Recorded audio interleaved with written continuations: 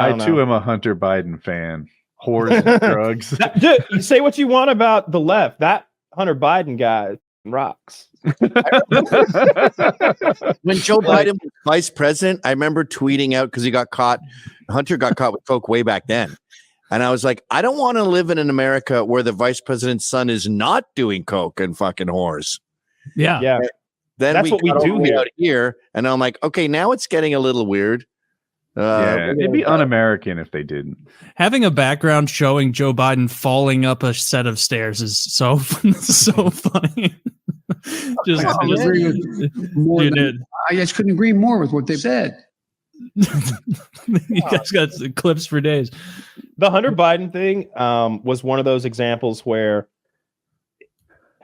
it was so crazy that they pretended like it wasn't real for so long. And I didn't believe it was real. I was like, it can't be real because everyone's saying it's not real. And it's so audacious. It reminds me of the Trump P-tape allegations. I was like, this is our version of the P-tapes. We're going to say something crazy. And surely it's not true. He's not fucking prostitutes and doing cocaine. And it's not all on tape.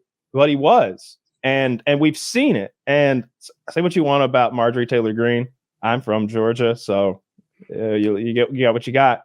Her getting that poster of his cock blown up, being held like in that whore's hands, is a high point. Dude, they'd find his dick in the field. American politics. They'd find his dick from the fucking satellite. They'd send Wait, someone stole my peanut. There it is. Sticking out like there it is, loud and proud next to that scarecrow. I mean, my God, she has no shame.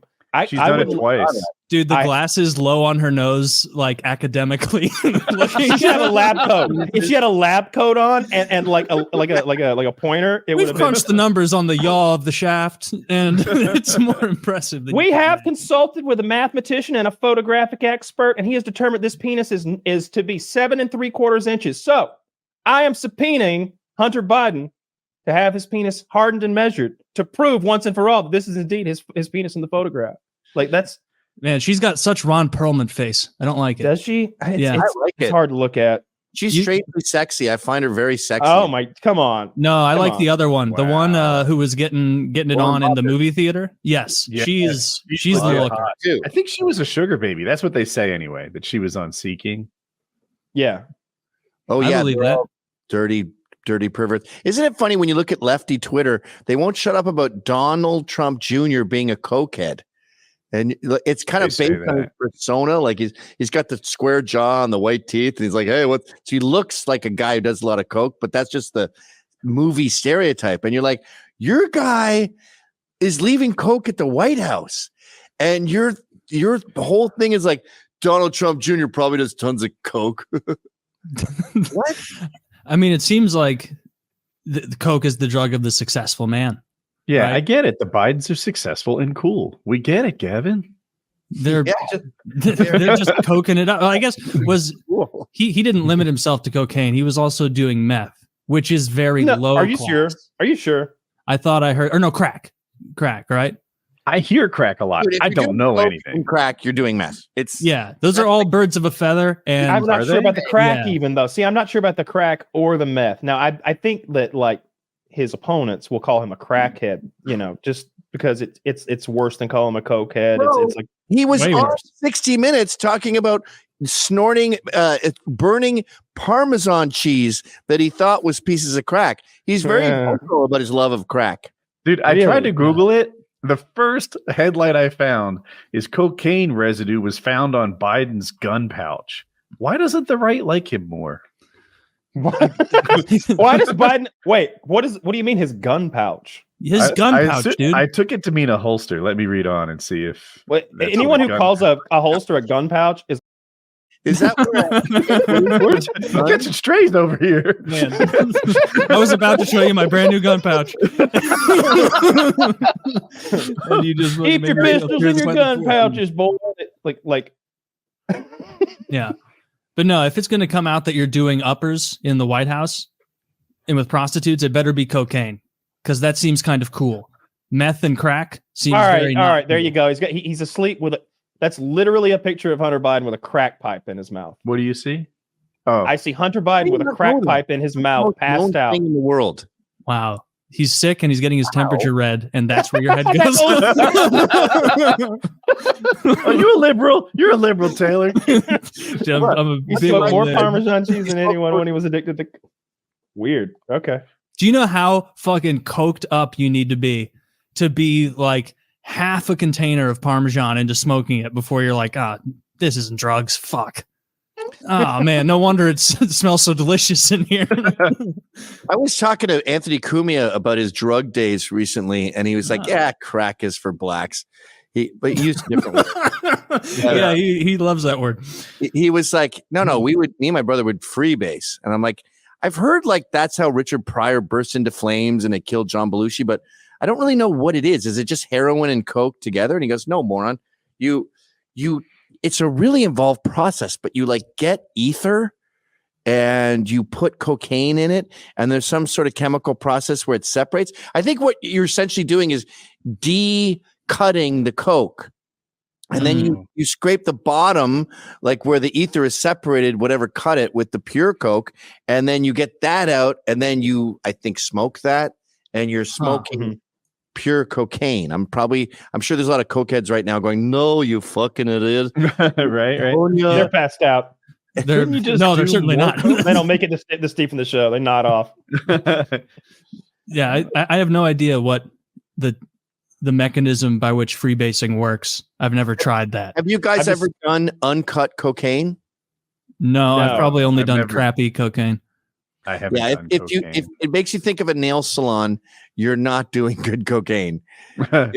If it I remember the post nasal drip tasting terrible and being like, "Oh, this probably isn't." It's probably a lot of baby powder in there. If your mouth goes numb, you know you're okay. Or what is it? What do they cut it with laxative powder? Isn't that it? Yeah, baby laxative. Yeah. So like if you have to shit after you do cocaine, it's because you just got. You'd have to do so Just much bad cocaine. cocaine to have to take a shit. Like you'd have to be just railing. I have very little cocaine experience, so I used don't to know. do it on the toilet because I knew it was about to be a mega blast. But we would go to this bar called Blue, and we do shitty coke back in the early aughts, and you do a bump, and then you'd have to run to the bathroom and evacuate your bowels. And my buddy Dan, he got so used to it. It was Thursday nights at Blue that on his way there, his body would have this Pavlovian effect where it knew it was about to do coke. So he wouldn't do the coke. He'd go into the door and run to the bathroom and shit his guts out like Pavlov, because the body was like, "Oh, this is the time when we have explosive diarrhea." Interesting. Yeah. So his That body makes sense. acclimated to the bad quality drugs. His body knew what time it was. You know what he said once? God, I miss partying with that guy. He's in AA now. Everyone I've ever partied with is nerd. either dead or in NA or AA. Quitter. But one time he walked into the bar. I actually bumped into the barmaid at Keen's Steakhouse last night in New York City, and she reminded me of this. One time he walked into the bar. It was freezing, snowy night. It seems like it was snowier in New York back then. We haven't had snow this year, but it's freezing cold. He whips open the door and he goes, "My God, it's colder than a dead slave's eyes out there." The whole bar was just like the record scratch. Jesus Christ. Oh my God, not even a saying. Like just That's a great saying, but you'll never get a chance to use it because there's no environment where people will be like, "Good one, that was funny. Yeah, I get it. Dead slaves. Yeah, that's good." maybe we've become too weeded up as a culture and we need to get coked up again. Absolutely. Well, every time I hear music that's like that 80s music, like "Go up and party on the family zone, dude," or disco or Sly and the Family Stone, I'm just like, everyone involved in this song was on cocaine. The engineers, the record producers, the manager, the bassist, like 100% of the people that put this song on the airwaves were fucked out of their mind on cocaine. Even the metal, like "Free Will Burning" by Judas Priest, and or like "Shout at the Devil," or even what was one before that, "Too Fast for Love" or whatever, Motley Crue. You're just like, I'm listening to cocaine. Yeah. All those stock market guys. The whole economy ran on cocaine in the 80s. Would Yeah. the my economy be better understanding. if we switched from weed to cocaine? I think Taylor's plan would increase the GDP. If we were to get rid of weed and switch to cocaine, I think productive I think a people. lot more stuff gets done. yeah, right? People are too happy with themselves with music, so it made a lot of crap music, the 80s. But in finance, you want to be bullish. So yeah, it made a lot of guys take some big risks. And when Trump says make America great again, he means make America those 80s Coke days again, like with mullets and wraparound shades and jet skis. If you asked him when America was best, he would probably go back to those days. It would probably be like the first half of Wall Street or something. Yeah, he'd say 1983, and he would be correct. I wasn't around for 83. No. Never got to experience that. What? No. Woody, what was it like? I was 10, and I'll tell you what it was like. At first, fluorescents were in style, so we all had our parachute pants and fluorescent clothing. Yeah, and then camouflage got into style, but those of us at the tip of the spear had hunter's camouflage. When they mixed fluorescent orange with camo, that's style. Shit! Welcome to 1983. Yeah. You know, that's notable thing about the early 80s up to mid 80s was nerds got wedgies. And I that's different now. That made them invent stuff like computers. And now they're trans and they have these butthole eyes that are all brown around. They have the scraggly Joey Ramone hair and like a cheap dress. And they're like, yeah, no one respects me as a woman, so I'm suing this restaurant. And you're just like, we got to fucking wedgie you guys again, man. This is not working out. You think we've got way too little bullying and we need to up the and you know what's going to up bullying is cocaine. You know, people are going to be all amped up and they'll be like, I'm not going to sit to myself like some pothead. I'm about to critique. I'm about skip to ahead and go to PCP or something. If you want, I think meth has a better track record than any other drug. If you look at World War II. If you're in favor of bullying, what? No, just success. Really, just a real winning spirit.